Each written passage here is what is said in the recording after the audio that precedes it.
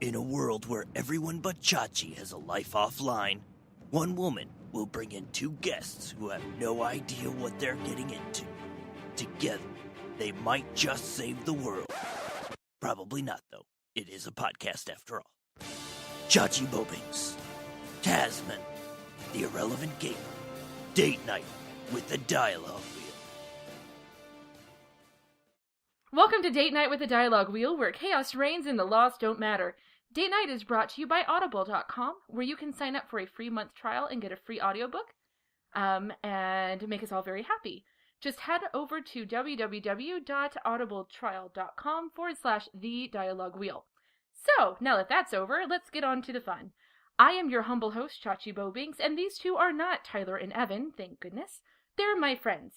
Welcome, Tasman. Hello. And Aaron, the Irrelevant Gamer. Greetings, programs. Wait, are we in Tron now? Because I can dig this. I just had to throw it out there.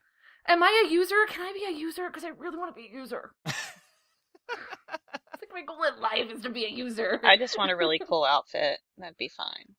I think you're good either way. I want one of those discs. Oh, yeah. Though, if you lose your disc, it's like life and death. That's the hard thing. I don't like the idea of one item that I could easily lose dictating if I survive. Like car keys. That's or coffee. Alright, so we got a couple of questions that were thrown over to us, so we'll just get straight to them. Our first question is from our friend Alex. Hello, Alex. Dear Dialogue Wheel, the next Mass Effect game adds the long-requested feature of multiple playable races. However, in addition to humans, they may only have 3 more playable races. If you had to choose, which would you? I personally feel partial to giving us Asari, Turian, and Quarian, but that's hard to pick. Hanar. I want to be Blasto. Be like, I'm Blasta, Lady Hanar. I could take being Hanar. That could be fun. Think of the tentacle fun. Just put that out there. I'm done. I know, right? I got nothing. I cannot say anything at all that is more witty or funny than that. Besides, maybe Elcor, but I don't know. Elcor, yeah. All the Macbeth. Wait, hold on. They could choose Elcor as one of them, and then in the dialogue wheel, when you choose your dialogue choices, instead of it having like a sample of what it could somewhat sound like, it'll just have whatever that emote is. That would be amazing. So it'll say something, you look at it, and it'll be like, disgusted sigh. Yeah. Whatever. You have to just base however you think this is going to end. Wait. I don't want to give them ideas. That sounds like something they could do just for funsies. Now that I think about it, the multiplayer for Mass Effect 3 could easily be taken as a trial run for any of these playable races. Really? Yep. Think about it. It could. You've got the mechanics. You've got the more speedy humans, the slower Krogans. Different things that they like. Turians and Krogan can't roll. Mm-hmm. So it could have been just a dry run to see if it's possible how they would play them. That's a good point. Yeah. I like that. I think you're onto something there. I think it would be interesting if Asari was a race that we could choose from, and then we find out, because the whole Asari and gender bit confuses the heck out of me anyway. We know they all look, traditionally like female or what have you, and they all identify as asexual or what have you, but I wonder if there are different body types that they could then include, They all do have very similar body types. Yeah, they all look exactly alike. Well, actually, everybody. Except for Mass Benezia. Effect. Yeah. Yeah. She had the very special upgrade. Very true. And female Taurians, which would also be neat, because we got to see Yes. female Taurians in the Citadel DLC, and they were beautiful. Yes. Yes. Well, okay, so I guess our votes are we want Hanar, Elcor, female Turians for sure, and however Asari may fall, And we can make Tyler be a Volus. I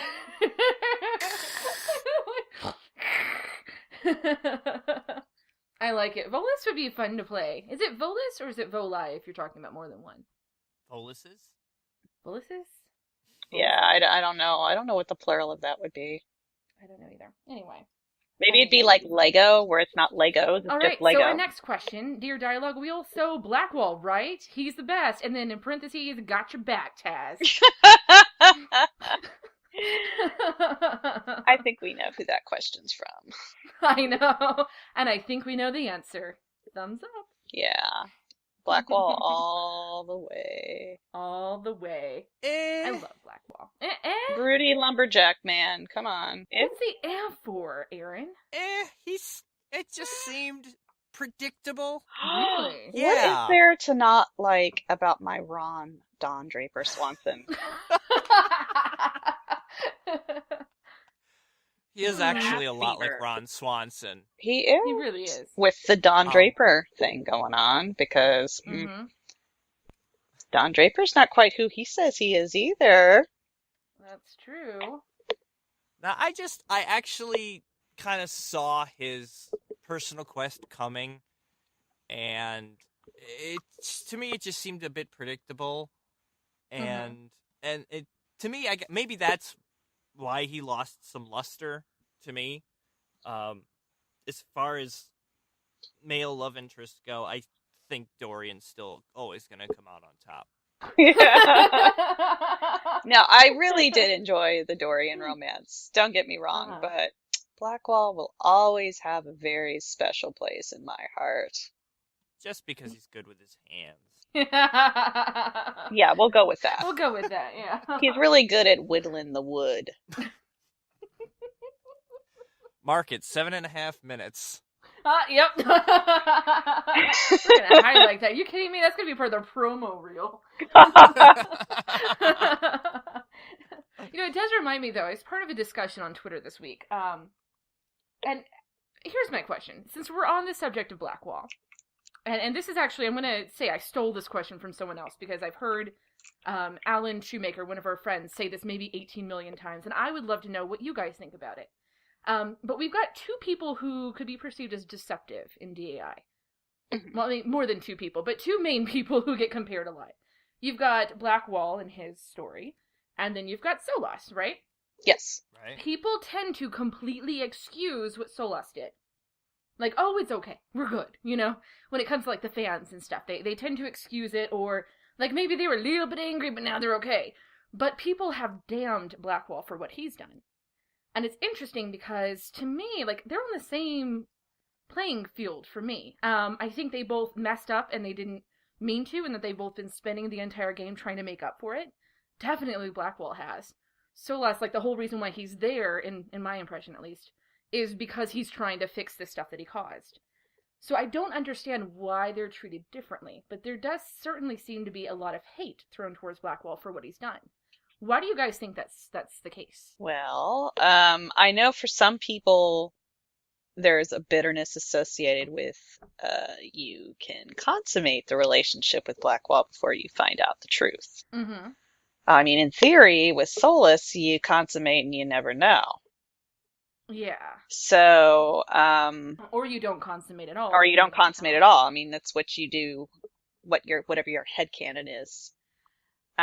So I know that there's been some real bitterness about that. I think also Blackwall being a warden, or pretending to be a warden, may play something to it. People are very attached to the whole idea of wardens, and he was a faker from Fake Town, and oh my god, and yeah. It's one of those things that I've always kind of side-eye. I'm all, yeah. One's okay, but not the other? Okay. All right, yeah. I was kind of thinking it was the fact that he was a warden thing, because we have been brought up in the fandom, so to say, to really respect the wardens. They are our heroes.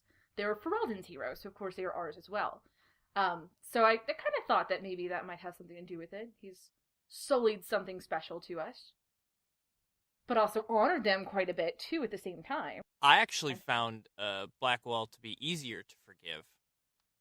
Really? Yeah. Oh, yeah, easy. Because he owned up to it, first of all. He owned up to it when it was needed. When somebody else's life was on the line, he stepped up. But at the same time, I'm actually racking my brain to think of a moment where Solus actually lied. Not omitted. He omitted a lot. A lot, yeah. But I'm not really coming up with a time where he actually bold-faced lied to you. Mm-hmm. He just was very dismissive and roundabout. Mm-hmm. Yeah, he was the sin of omission more than anything. Yeah. And Blackwell really only told one lie, right? I mean, he continued His name. the lie. Well, I Yeah, mean, he told lies the about only the lie warden, he told was but... his name. And even in doing so, when he claimed to be Blackwall and he claimed to be the Grey Warden, when we find him, he's using this persona to help people, which I think is very interesting. A lot of people are like, oh, well, it's too little too late. The moment we meet him, what is he doing? He's helping out some of the villagers, giving them this thought, this hope that they are going to become Grey Wardens as well, that he's taken them under his wing, so that they would then help out their village and defend them. So I think it's interesting that people are like, oh, well, he didn't try to make up for it. He didn't try to make himself into something. He didn't try to help anything until, after he had to go and confess what he's done. But that's not from true. the beginning, beginning, he was making up for it. I'll say, didn't he, once he ran away and actually encountered the real Blackwell, his intention was to join the Grey Wardens as penance. Mm-hmm. So he was on his way well before we met him. Exactly. He just took up the name and the flag as further penance. And kudos for him for continuing after he probably really didn't have to. And in the romance, he does state that he tried to tell us the truth. But the Inquisitor's reaction to... Isn't that right? The Inquisitor's reaction to the items that they were finding and finding things that belonged to the Grey Wardens, like, the reaction that she has when they find the, whatchamacallit? I can't think of what the word's called. the little logo thing. The words. The English. seal? Yeah, the Inquisitor's reaction to finding the seal, isn't that why he stops or he doesn't reveal who he really is? Am I remembering that right? It's been a while. Yeah, that was I rode that train immediately, and so I'm trying to Scaled remember. that wall. Oh yeah, right. I rocked his rocking horse, whatever. No, I don't remember. But that sounds like something that could. I mean, he is just a big old walking ball of furry man pain. So that sounds appropriate and correct. Yeah. Well, if I'm wrong, someone will probably let me know in the comments, and then I'll make up for it on Twitter or something. So, I mean, that's my thoughts are we should see them as the same, if not Blackwall a little bit on a higher scale, because he did do what he could. He's tried to make up for what he did wrong, and Solus ran away. Yeah, I mean, and they're not the first people to come into the Dragon Age universe that have lied about who they are. That's very true. If we call what Solus did lying by omission, which I see a lot, then I'm pretty sure most of our first Pixel husbands did the same thing. Well, right? Liliana wasn't exactly truthful for the longest time either. She wasn't, and Alistair took a really long time to tell you that he was, the bastard prince. And shall we talk about Morrigan? Oh my. So, yeah, I mean, this isn't a first. People shouldn't have been that surprised. We should walk into every single BioWare game going, okay, who's gonna lie to me this time? Who is it? Is it you? Is it you? What is it? Who killed who? Let's do this. Because we see it so often. Only Sarah seems more upfront than anybody else. And yet, she is the most disliked love option. Isn't that interesting? Yeah. They're honest and to Iron us, Bull. and then we Iron hate Bull them. was honest right up front. True. That's true. Iron Bull's very frank. Almost to a fault, I think. But awesomely. Yeah, there you go. All right. Well, that's interesting. It'll be fun to get feedback from our listeners as to what they think about the difference between Blackwall and Solus when it comes to what makes people feel what. I would be interested to hear more theories and more what people think. Yeah. All right. So our next question, and I'm pretty sure this is also pandering. Dear Dialogue Wheel, so irrelevant gamer, coolest or ever?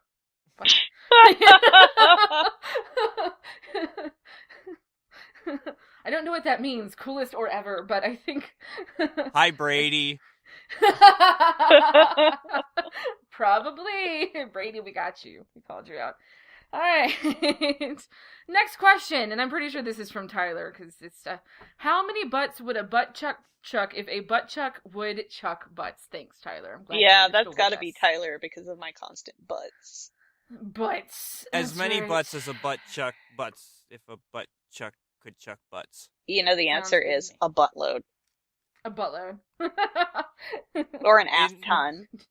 When I was in college, like Uh-huh. 15 years ago now, Yeah.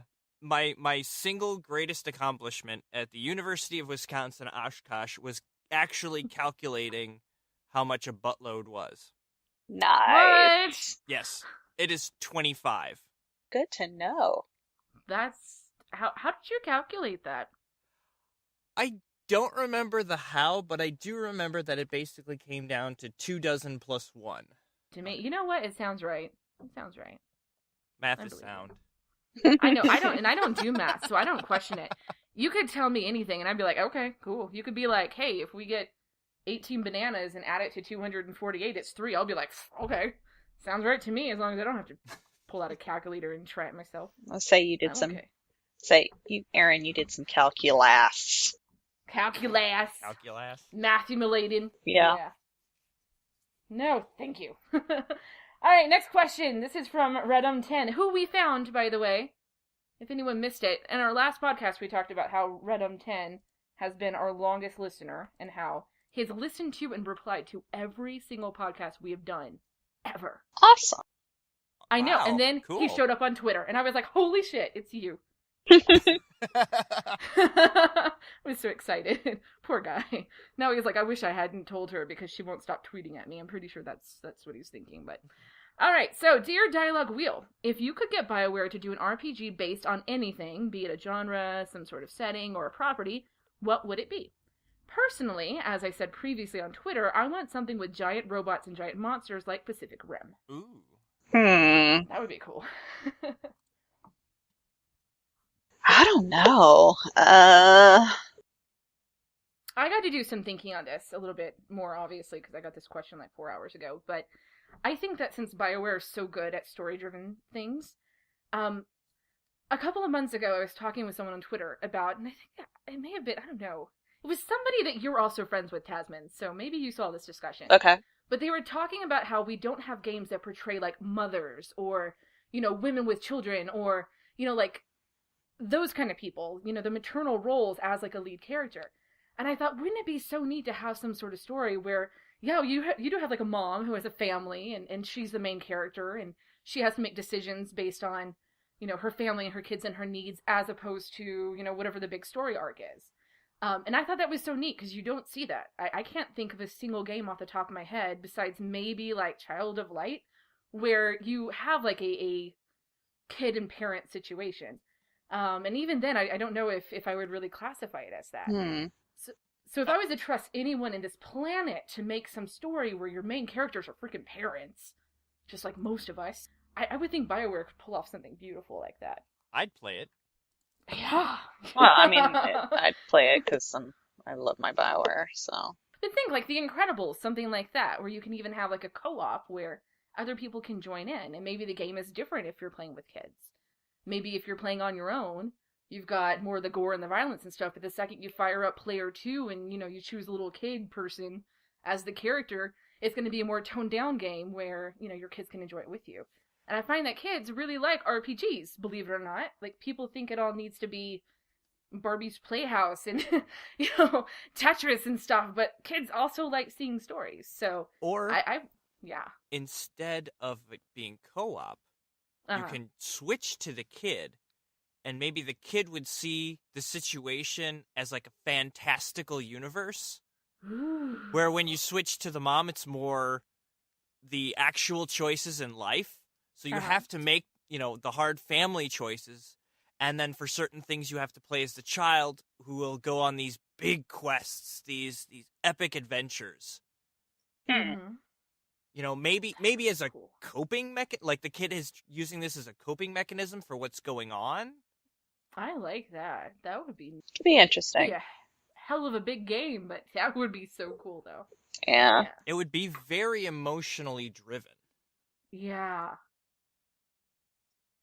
I don't know. I think I'd like to see either something historically based, because I've got like history boners like no tomorrow, or supernatural, because I also have vampire boners.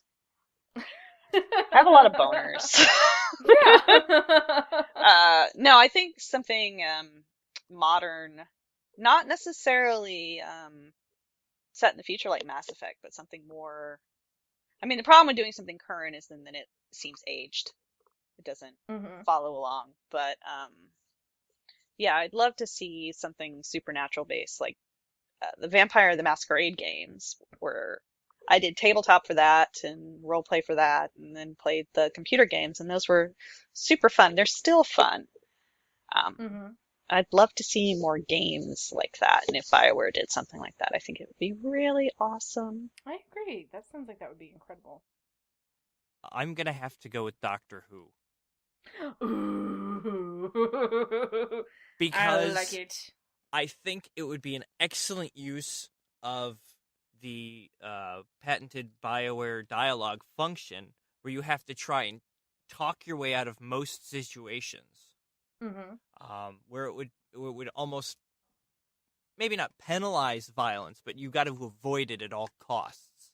You have to find creative, different ways to solve the problems. But I really think that BioWare could create a really cool Doctor Who, even creating a new Doctor, like a brand new Doctor with a character creator, where you could be a woman Doctor.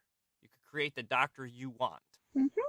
I could see that being fun. And then maybe if you die, you don't actually die, but your character gets reset. That would be a hoot. That would be a hoot. You have to choose a new. You have to go back to the character creator and create a new Doctor, and then you just start from All that over point. again. Yeah. That would be so much fun. That would make And Nightmare people would hate interesting. it. Right? I like it though. Like you've got a Alrighty. limit of like 13. Maybe you don't play as the Doctor, but you're in the universe. You play a brand new, a different Time Lord. So you have 13 regenerations? Yeah. That would be cool. That would Maybe at least keep all limit your you. experience. Yeah. Yeah. You keep your experience, you just have to change how you look and stuff like that. Yeah. That's interesting.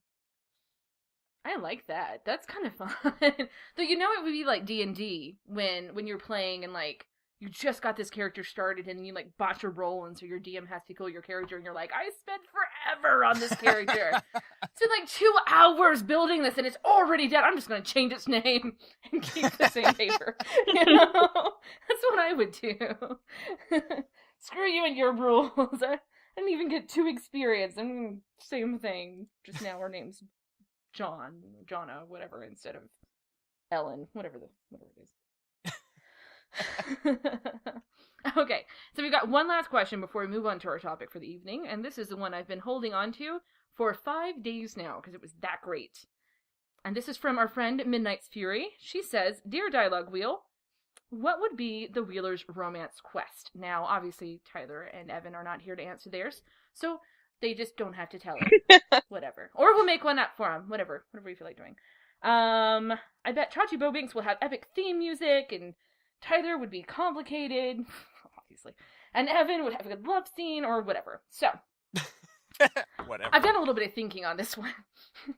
And as I declared that day, I think I would be like the dwarven love interest, or whatever, in that my romance arc would just never happen. So sorry. Oh, womp womp. Womp womp womp. Or better yet, if I had an actual romance arc, I would be like the Cassandra, but even worse. So I would have or like Solas, but even worse. I would have like this set of criteria that you have to meet, and if you get even one thing wrong, it's not going to happen, and then I really am like the dwarven love interest. Like if in dialogue you accidentally choose to be combative at a time when calmness would have mattered, or you could have been calm. Like, if someone's like, I just spilled my drink all over the table, and you're like, you idiot, romance over at that point. Like, not gonna happen, because you're such an asshole, I couldn't So stand you. harsh. Wow. Right? Or, like, one of my weird triggers that, like, set off my OCD will happen, and they're like, you're walking down the street, and your love interest, Chachi, is with you, and you see a piece of tape on the floor. Do you keep walking, or do you shield her eyes and go, I've got this! I can save you! And if you don't do the I got this and I can save you because tape, I can't stand, like, I have this weird thing against tape, then the romance is over, because I'm going to be crying in the corner because I saw tape. Aww. So you would have to have, like, a player's guide just for my romance and follow it step by step. Otherwise, it's just not going to happen. And then I'll be lace harding. So sorry. The impossible romance. There you go. That's mine. It would be just as difficult as I am. Wow. And I ship it. Yeah. Oh, okay. My quest, I think I would probably be a mage that's similar to Dorian, but maybe a little more subdued. Uh-huh. But the quest would certainly not be. My quest would take the character to Arles du Mat, which is a volcano southwest of Orlais. Okay. And in the mountain is a great and feared high dragon, millennia old, considered to be the first dragon, called the Worm. Okay. Wow. And legend states that the worm guards a rune of unimaginable power. And obtaining the rune has been my character's lifelong work. So, you have to sneak in, defeat the dragon, get a powerful rune. So it's like the ultimate triumvirate. Kill a dragon, amazing rune, hot love With scene. the heart. Boom. I love it. That was, like, surprisingly fairy tale of you, Aaron. I'm surprised. I'm a romantic at heart. With dragons. With I love dragons. it. It's gotta have dragons. You know, anytime that you can require someone to slay a dragon, I think you should go for it. Yeah, that's Exactly. kind of epic. It's like, damn. I know, right? That's some love right there. Yeah. Mine, I'd probably be a rogue because I just, yeah, that seems to fit more. Okay. I mean, anybody that knows me knows that there's going to have to be a certain degree of pain that goes Oh along. my. I think I had jokingly said to you a wank sock filled with man tears would probably be Correct. Yeah. would be a get my approval up gift. So, yeah. Wow. Can't even. So, yeah, it would be. I think sarcastic answers would probably, depending on the sarcastic answers, like, you know, something like sarcastic hawk, sarcastic sassy male hawk, that would get like points up. As far as the romance scene goes, probably something really cheesy. That was one of the reasons why I love Black Walls, is because it was a literal roll in the hay. Yes. So, Roll in the hay. yeah, it would have to be something really cheesy, and like a bed would break in the middle of it, and because the bed was wobbly, it was like a bad bed, and it'd be like mid-sex, mid-thrust, all of a sudden the bed falls, and yeah, I don't know, something just cheesy funny. Great. That would Yeah. be cheesy funny with some angst. So, yeah, I'm a bit of a broken record. That's okay. That's all right. Yeah. Dragons and bed-breaking sex. There you go. There you go. And no Macklemore. And no Macklemore.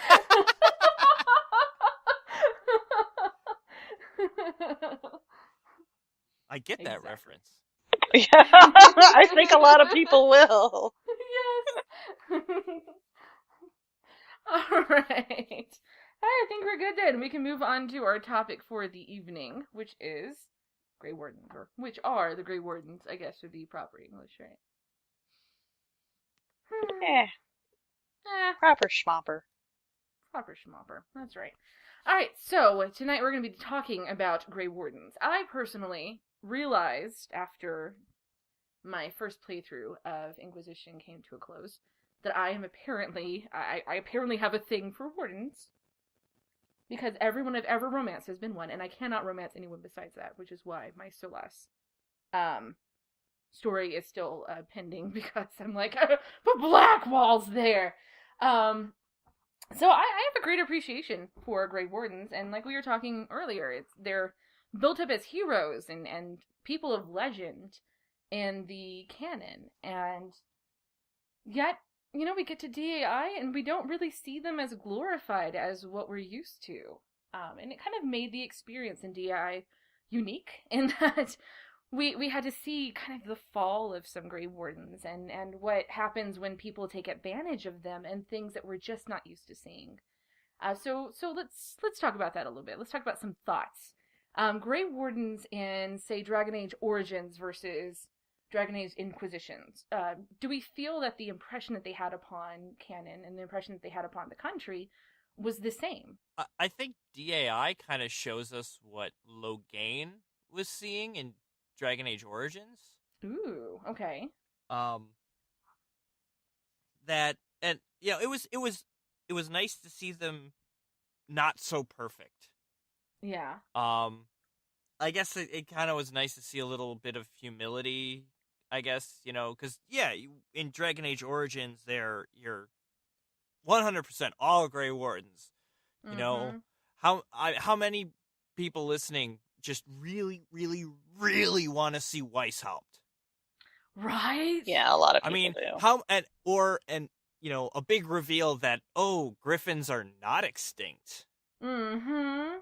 Building up that legend in our head. We're like, yes, this is where we want it to go. You know, you want to meet the first warden. And actually, after DAI and finding out that Hawk is at Weishaupt and that's all you know, everything's disappeared and Weishaupt has shut its doors, at least in my playthrough. Alistair Killer. Sorry. What? I said Alistair That Killer. was just, okay. That wasn't me. It was the dice. Uh-huh. Sorry. Go on. All I want is a DLC where you get to go and rescue Hawk. That is my dream right now. Oh, God.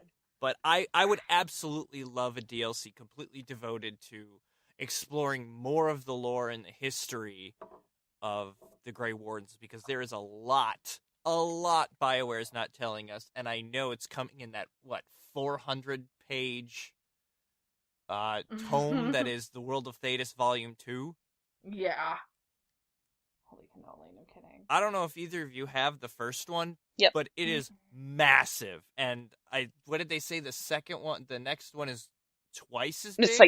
It's like twice as big. You Holy guys saw a picture cow. of them next to each other, and yeah, it's considerably bigger. Wow. Yeah, I don't I'm have waiting the first until one. I they need to offer get it the down. ultimate edition of that one. Mm-hmm. That'd be nice.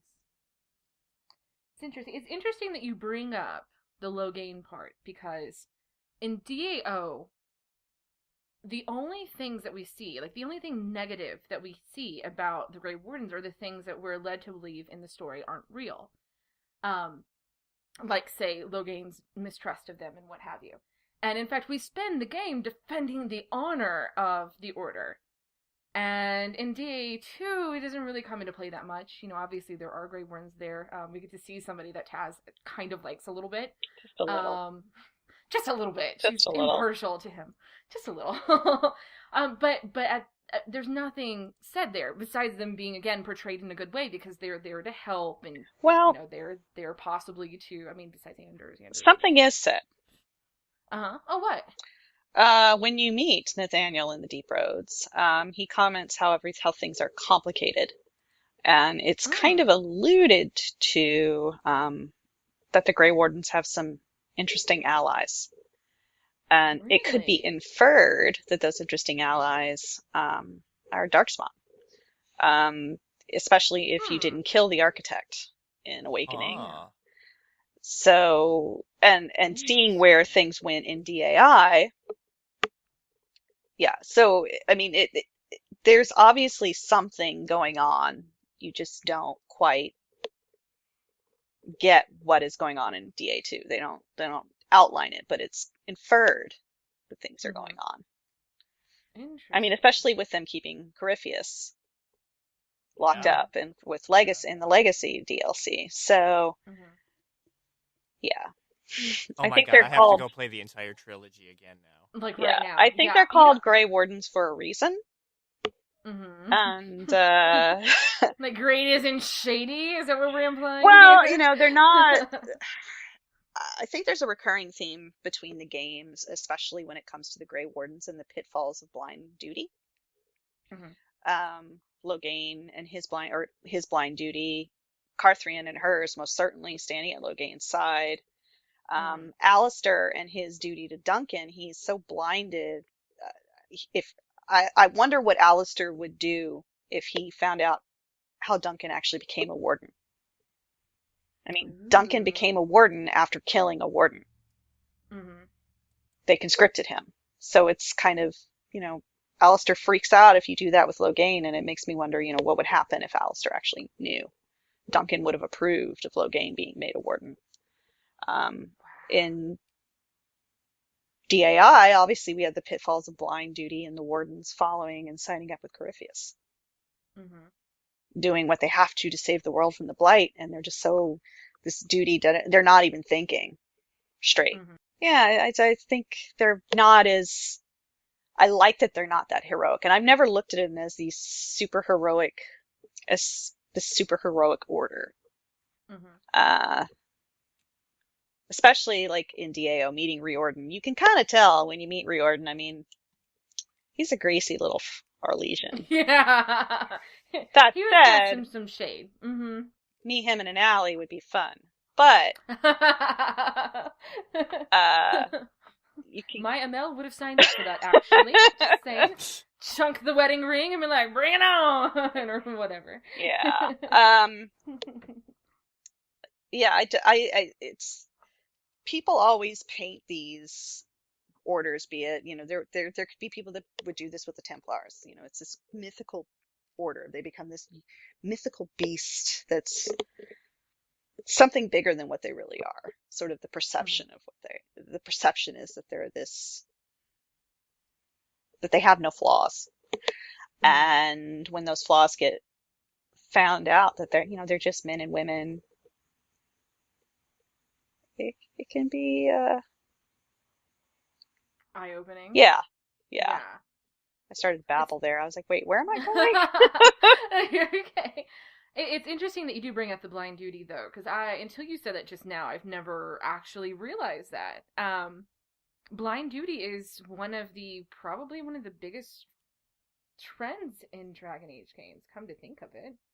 Everyone is kind of, for the most part, up until you get to DAI, people who follow after a certain order do so hardly questioning. I think in DA2 we see more of it. In DAO we see Templars who are Templars and they do what they're supposed to do, and that's that. You see Grey Wardens who are Grey Wardens and they do what they're supposed to do, and that's that. Like you really don't even get the option to question the Grey Warden order as a player character. Um, which is interesting because obviously somebody else got to and kind of lost his life over it. But the people who work for the chantry serve the chantry and don't question it. That's just kind of the big thing, like this blind faith, and it makes you wonder if maybe that wasn't some really super sneaky way to make us think that way too, based on whichever faction you side with. Obviously, people who are like, I'm so pro mage, I hate the Templars, aren't going to see the Templars as this holy order. I love the Templars, so when I went to DA2, I was like, Templars are great. Like, they have no problems. They don't do anything wrong. Like, yeah, maybe they had that really hard choice at the circle, but, maybe Gregor was a little bit of an ass, but, people have personalities. It makes me wonder if that isn't somewhat on purpose. And if then, in that respect, the Grey Warden legacy was done on purpose, so that when DI came out years and years later, we would already have this thought of the Grey Wardens, and therefore, their fall would affect us more.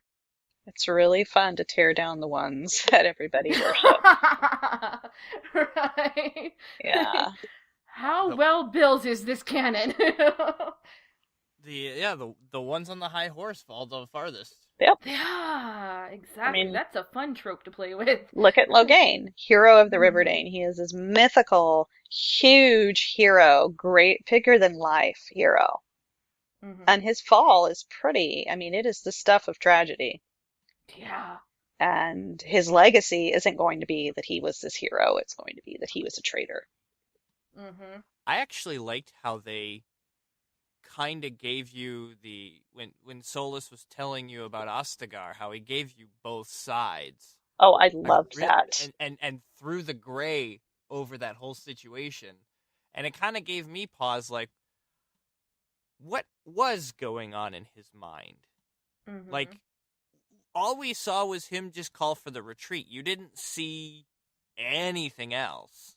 There could have been a whole lot more going on. Yeah, I mean, it's all in the perception of who gets to write the history at the end, who's the winner. I use, as far as Dragon Age goes, I've always used Eamon and Rendon as an example. That they both are basically the same person in a way, the same type of political schemer. They will do what they have to have their political agenda achieved. Eamon just had the advantage. He came out on top. He came out looking like the good guy. He came out looking like the good guy. Yeah. Because he didn't have blood on his hands. But he did some shifty stuff. I mean, he wasn't what I would call a nice guy. That's very true. And yet, the perception is he's the one that we can trust, so we just blind faith once again. Yep. Blind faith in Eamon when, you step back and you look at it, you're like, hold on, this is just another person who, at least in my opinion, viewed Alistair as a puppet. Yep. And it's really Eamon running the place. Yeah. Yeah. Which is too bad, because I think Alistair would have been a wonderful ruler. But, somebody's got his fingers in the pudding. And it's not Alistair, believe it or not. Yeah. Exactly. Interesting. I always thought when I had done, like, oh gosh, I'll tell you, I hated Loghain when I played DAO. Oh my gosh, I could not stand him. And even, like, today on Twitter, we were discussing Loghain, and I was like, if you let him live, you're a monster. I don't know what's wrong with you.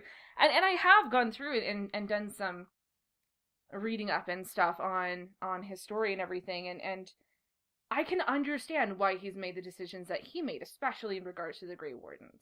I don't like it, though, because, again, I'm stuck in this whole, the Grey Wardens are this legendary order, and they're sacrificed to the end, and I'm so swept up in the beauty of their story that... See, and I didn't see his call so much as a thing against the Grey Wardens as against Orlais. Loghain is like someone who's lived, say, through the Korean War or the Cold War. And they, as new generations are born, they have new perceptions and new opinions, and they don't necessarily look at the bad guys of the past the same way as the people who lived through it do. And so I think he was still in that mindset of he saw Orlesians rape and kill his mother. He saw horrible things happen in Ferelden, and it was just stuff that made him the man that he became. It was impossible for him to move beyond it. So it colored everything that he did, because he did not want that to happen in Ferelden again. And it did not matter that they were Grey Wardens. All that mattered to him was that they were Orlesian. And didn't, in a way, Orlais use the Wardens to their advantage as well? Like, holding them back, keeping them from going? Is that right? Am I remembering that correctly? Like, the Orlesian Grey Wardens were called to assist, but Orlais then said, well, they're going to go, but we have to send our Chevaliers as well, and... I think they did want to send the Chevaliers. They offered to send the Chevaliers along as well. I don't think it was a contingent. You must have the Chevaliers to have the Grey Wardens. I think it got offered, and that sort of compounded the issue for him. Yeah, he's like, no, this is shady. This is super shady. Yeah. And then, I mean, he probably had Rendon whispering in his ear, because Rendon lived through all of that as well. Yeah. Though he probably didn't have quite the same feelings as Logain. Do you think Rendon could have been pulling the strings? I think in a way maybe Logain wasn't entirely at fault for the actions. Oh, I have some Hal family headcanons like you would not believe. To answer your question, yes. I think Rendon had some very real things he wanted to do with Ferelden, and it all loops down to he deserved more. He was one of 50 men to survive, and now I'm going to forget what the battle is, but it was him, Bryce Cousland, and Arl Bryland. They all survived this, and if you read the codex entries, they say, Arl Bryland had said something like, Rendon Howe never came back the same after that battle. And then you tie it in with the stuff that happened with Sophia Dryden, and like the Cousland sided with her, but somehow they ended up getting their honor back, and they got High Ever, which was actually belonged to the Howes at one point, I believe. And then after the rebellion, the Howes got Amaranthine back. So I think it was Rendon always held these resentments that like the Howes were this great family. They were I can't remember the guy's name, but was the first freeholder to sign up with Calenhad, was a Howe. And there's this great family and should have been much more, had a Tenir and all this other stuff and didn't. And so he was just constantly looking at what he felt like they should have had and didn't have, and was doing whatever he could to make that happen. So that had to do with getting rid of the Couslands, and saying that they were in line with the Orlesians made it easier for Logain to accept such a thing. I do think that he probably put the idea for the slavery, because I have a hard time believing that a Logain would have done that on his own, considering his relationship with the Night Elves. Yeah. Some Game of Thrones level stuff. Yeah. Like I said, I have some theories. And it has to do with like, I could go on and on and on and on about this stuff. But yeah, I do think that he very much had something to do with it. That's interesting. Gonna play Origins again and have a whole new perspective on things. Yeah. It's really interesting when you do that. Like I went back and played Origins this year to get ready for Inquisition, and I had played it in a while, and I was just going in and I was like, oh my god, all these things I had noticed before, and just the way that like Bryce and Rendon deal with one another. And Bryce is kind of a shit to Rendon. He kind of treats him, he like admonishes him in front of people, and I was like, ooh, damn, no wonder Rendon's this is somebody who's supposed to be his good friend. And yeah, I was like, well, not condoning what Rendon did, because he was a conniving and manipulative bastard, but yeah, he got some help getting there along the way. Well, here's a question I have. I've been reading up on a couple of different fan theories and things along those lines. There is a theory out there that has caught in the past, it's caught a bit of steam, where people are wondering if the first Darkspawn were Grey Wardens or vice versa, whatever. Yeah, I know, isn't that interesting? And I thought, okay, so at what point in all of this did somebody sit back and, I don't know, like, the origins of the Grey Wardens that much myself, but it did kind of get me to thinking, at what point did somebody go, if I drink this, I get, like, superpowers and can defeat them? So I can kind of see where that theory took root. You know, maybe it was one of the more enlightened Darkspawn that realized me having this in me is what allows me to defeat them. I don't know. What do you guys know about the origins of the Grey Wardens?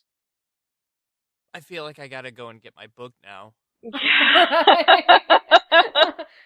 Studying. But actually,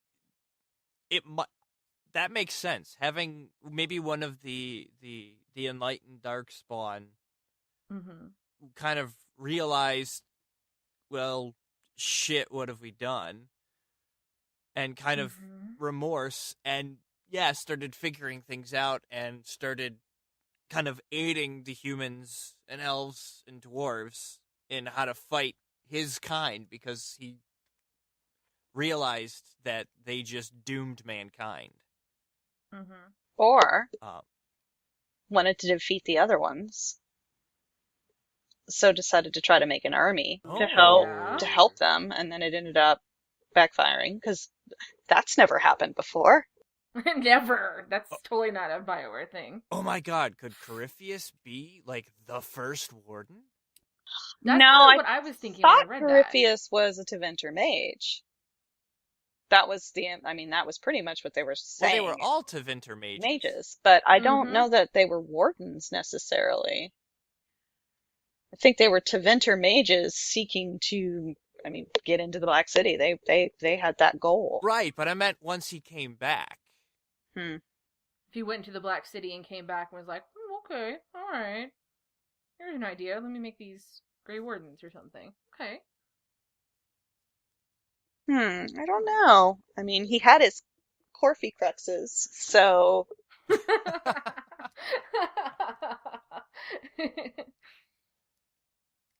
Or even Dumont. Maybe Dumont was the one who started. I don't know. I kind of dig the idea of a troop of people being started off to defeat the Darkspawn. And maybe when they ran out of enlightened Darkspawn who could fight in their little battle, they were like, let's make this human drink this stuff and see what happens, you know? And one of them survived and was awesome, and they were like, okay, well, here we go. We're all out of enlightened, smart Darkspawn. All we have are these dudes that are over here grunting all day long, and I can't really tell them what to do, because they're, bloodthirsty or whatever.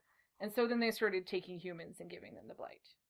but And that's how the Dark... Like it was a failed experiment to try and make more enlightened Darkspawn? Exactly. And instead they're like, well, this worked out differently, Yeah. but somehow it still works. Let's give him a sword. So how do you Yeah. come up with brood mothers? Because that's pretty, Somebody was fucked up, that's what. I mean... That was like one long night, too much alcohol. I don't know. I mean, somebody obviously with a boob fixation. But, yeah. I'm just like, it's just So many nipples. so many nipples. And, like, every time I see a broodmother, I think of that episode. I think it was an episode of Buffy where it has the, like, really big demon that has to constantly have water poured over it so its skin doesn't crack because it's so giant. I mean, it's like a Jabba the Hutt type demon. Oh, yeah. And it's stuck in its little pool of water. And yeah, that's what I always think of when I think of the brood mothers. And need Buffy to come along and kill it. The whole time with this whole entire series has been needing was a little bit of Joss Whedon. Is that what you're saying?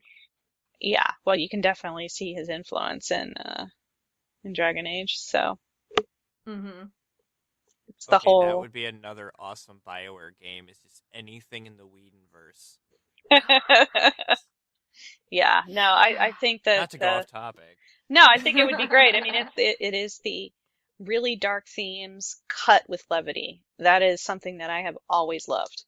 I want my dark, oh my god, tragiporn, but I want to laugh as well. And it's fine art to know how to cut those two together and not have it be bleh. And that is why Hoban Washburn is Joss Whedon's greatest character. That is the truth. That is the absolute I don't truth. care. Wash was the best. He I loved my Spike, but was. once again, that's because it's somebody who super dark past, like this badass, but there's lots to laugh at, like his really bad poetry and just, yeah, I really like Spike. I never watched Buffy. I never watched my it. God. I know. I didn't need to. either. Oh, really? Yeah. No. We'll hide together against Okay. the I mean, uprising I've people. caught episodes. But it wasn't a series I went out for. Chachi, you need to watch it. I plan on it one of these days. I get really intimidated by shows that have like a bazillion seasons. I'm like, I'll be watching this for the rest of the Well, it kind of some of the seasons they get a little weird. But the first two seasons are pretty, especially the second season is pretty phenomenal. Um, probably my Okay. favorite episode is the end of the second season. Mm-hmm. I won't say what happens, but it's pretty. It hits all of my buttons. Oh, okay. And that should tell you something. Uh-huh. Interesting. Okay. I'll have to catch up on it one of these days. They found you, Chachi. I know, right? I'm like, oh, I'm gonna have to edit out anything. It's I'm the saying Buffy right now. police Poke us coming to here. arrest you for not having seen Buffy. Let's get her. Put her in the slammer. Put her in the cell and make her watch.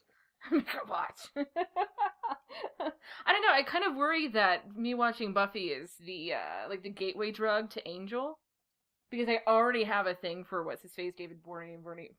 Well, he isn't. No. I mean, yeah, he's in the first few seasons of Buffy. Yeah. See, I'm never gonna recover from that. I mean, yeah, never. He's too hot. Way too hot. All right. So, have both of you read the comics? Yeah. Oh, yes. Yes, okay. So then I'll pose this as our last question, our last Grey Wardens question for now, though I feel like in the future this is a discussion that we'll have to continue. But our last one. As we know, there is something very special floating about in Alistair's blood besides love and puppies and hearts and shit. We learn kind of the value of the royal blood in the comic series, and it made me wonder how it would affect Alistair holding the taint, you know? Like, if Merrick's blood can do amazing, fantastical, really super cool things, then how could that change, or how could that affect Alistair? Like, does that make him, like, a super Grey Warden, maybe? Or, like, maybe he could be, like, the one who helps him get rid of the blight? Or he could be the one who gets cured? Or, I don't know. Like, I've been really curious You as just to how... turned Alistair into Luke Skywalker, by the way. Well, the midi-chlorians in his blood. Pretty much. I think at the very least it would make him more resistant to the calling.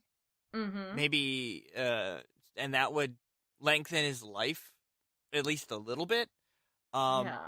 He had only been a warden for a couple months before. I think like 6 months is what I want to say. It was like and 6 so months. what is it, like 20 years?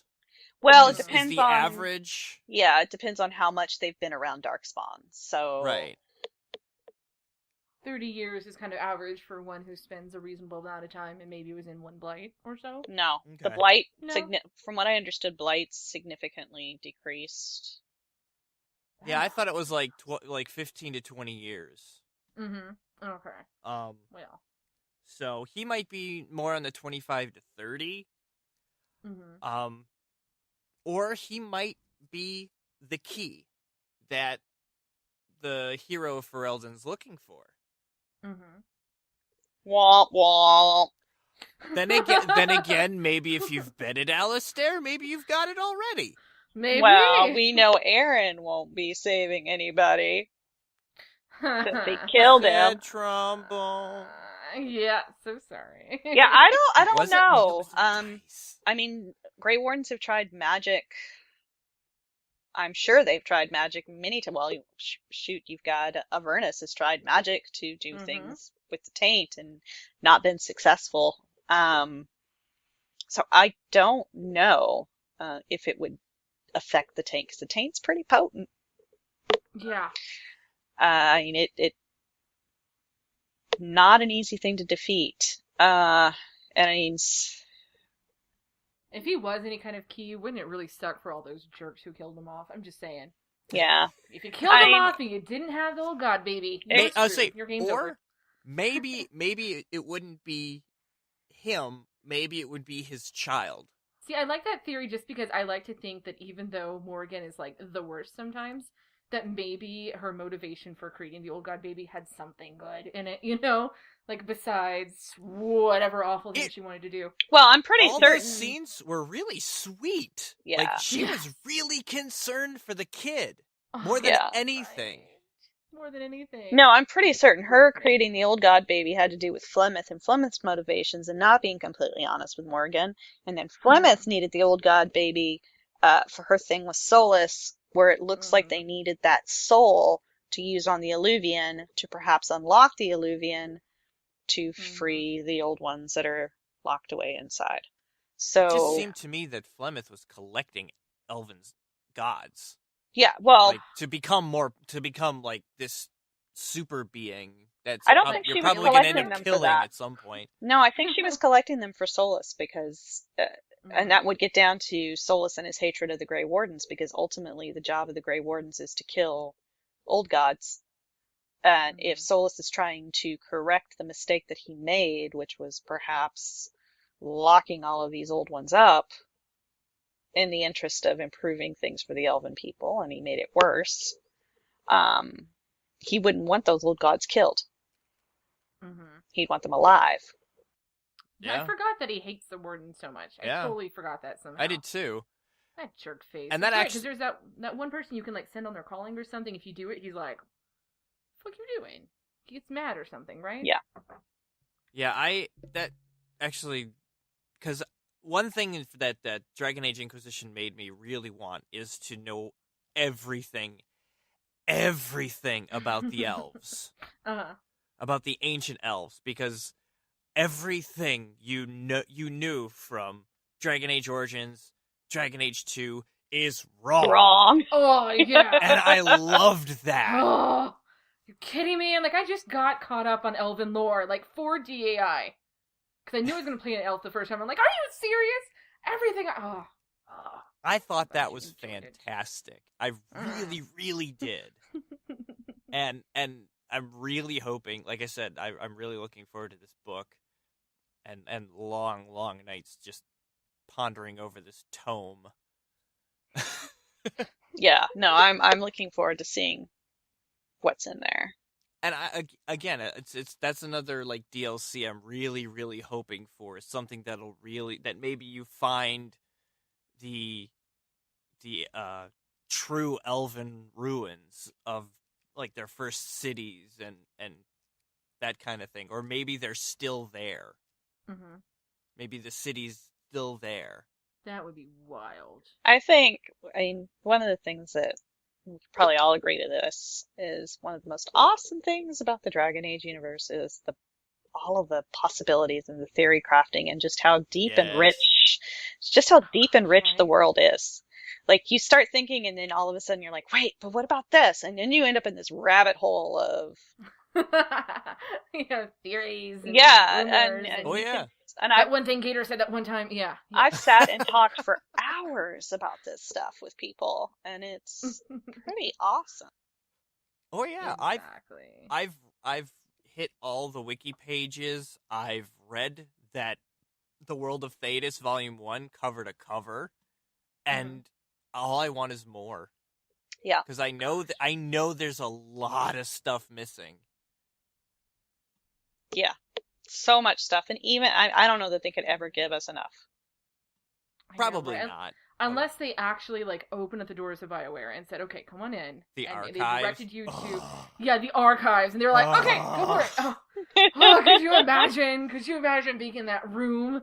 Or, like, the filing cabinets or whatever. You're like, yeah. It would be like the vaults of the Vatican. The Library of Congress. I'm gonna choke on that one. Documents.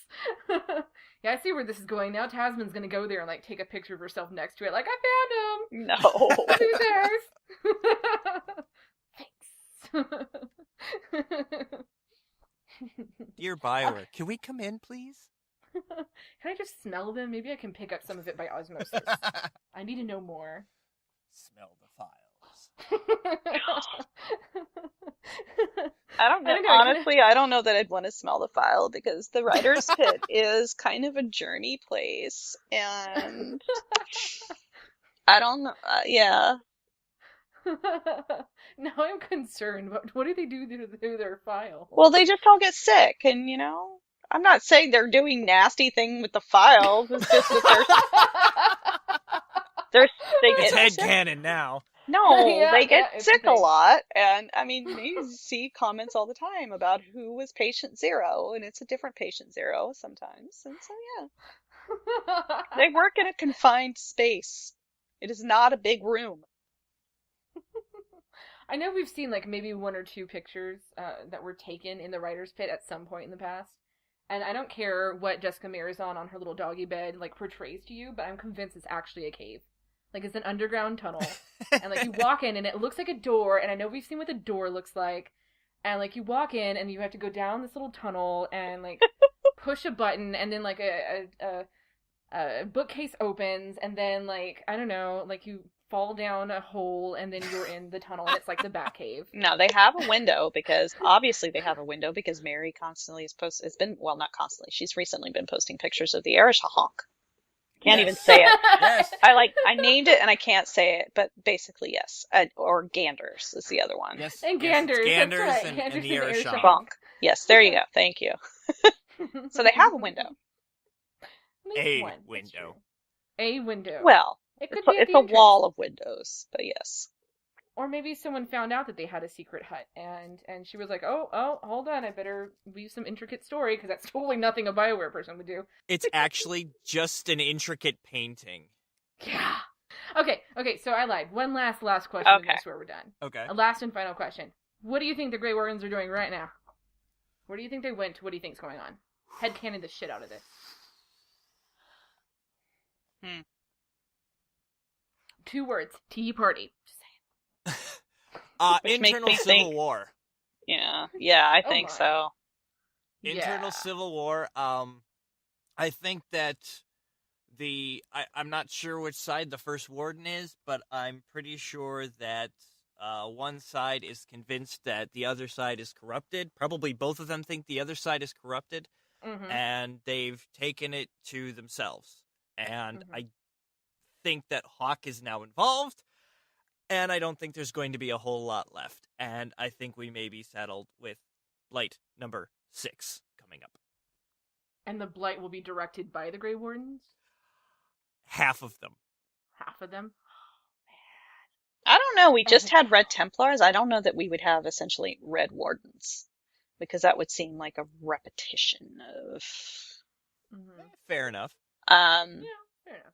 I do think Civil War is definitely a possibility. It did appear that Weishaupt didn't know what was going on in Orlais. And then you don't hear much about what's going on in Ferelden. True. Beyond the Yeah. hero, if the hero is alive, off searching for a cure. Mm-hmm. So I want to believe that at some point the hero. I don't know that we're ever going to see the hero again, but we may hear about the hero. Mm-hmm. Yeah. Just don't kill him in an email. Yeah. I do think Civil War is definitely probably something that is going to be going on, though. Just especially in the shadow of the events of Dragon Age Inquisition and the things that happen there, and there being a power vacuum, at least in Orlais, and how the First Warden may react to that. Because yeah, it's kind of all mysterious over there in the Anderfells. Yeah. And has been Yeah. since what? Awakening? Like even Yeah. then everything's Yeah. alluding to whatever's going on there. Yeah, I mean, Yeah. one thing very important, Nathaniel's not dead. Exactly. That's all that really matters. That is all that really matters. He is not dead. He did not die. He was not one of the archers at Adamant that you kill. Not that I worried about that. He is most certainly not a skeleton in a cave with a bow. Yeah. Exactly. So, no. I would really like to see more strife between the wardens and to see the politics of the wardens because they are not quite as neutral as they're supposed to be. I mean, it would seem impossible for them to be. Agreed. Mhm. Now, do you hope that on a scale of, I hope this is something that we see in DLC, or do you hope this in a scale of, I hope this is what a future game is based off of? Whatever's going on. I'm not sure. I think my answer is yes. Yes. Yeah. I just want to see it. I'd prefer to see it sooner than later, but I don't necessarily want it. I mean, if we could have something bigger, I want bigger. Yeah. Absolutely. I'd take an expansion. I'll split the difference. Okay. Works for me. I like it. An expansion with your warden and Nathaniel. I'm cool with that. I would actually like to see a game where you have all three team up. The hero Ferelden, Hawk, and the Inquisitor. That's like, my dream team. That right there. is like, and that's your playable character. Like, you can switch between the three. Oh.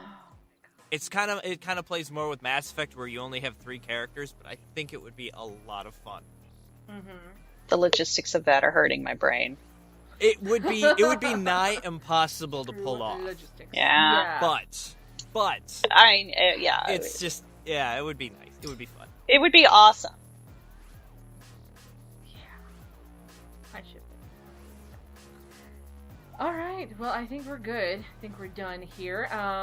Again, Date Night with the Dialogue Wheel is brought to you by Audible.com, where you can sign up, get a free month, a free audiobook, and so on and so forth by going to www.audibletrial.com/the Dialogue Wheel. If you don't put the, you will not get there. So I had someone point that out to me, and I was like, yeah, that's how I say it. Anyway, thank you guys so much for coming on and joining us. I really appreciated it. It was great discussion, and hopefully everyone learned a bit. I know I did, so I definitely appreciate that. Yeah, thanks for having us. Yeah, it was fun. Anytime. Yeah, we'll have to do it again sometime very soon. So. All right, everyone, say good night. Good night. Good night. Tyler's Good butt. night. Tyler's butt, that's right. This podcast was brought to you by thedialoguewheel.com and Patreons like you. Follow us on Twitter at DialogueWheel, on the web at thedialoguewheel.com, or in traffic if you're creepy like that. Thanks for joining.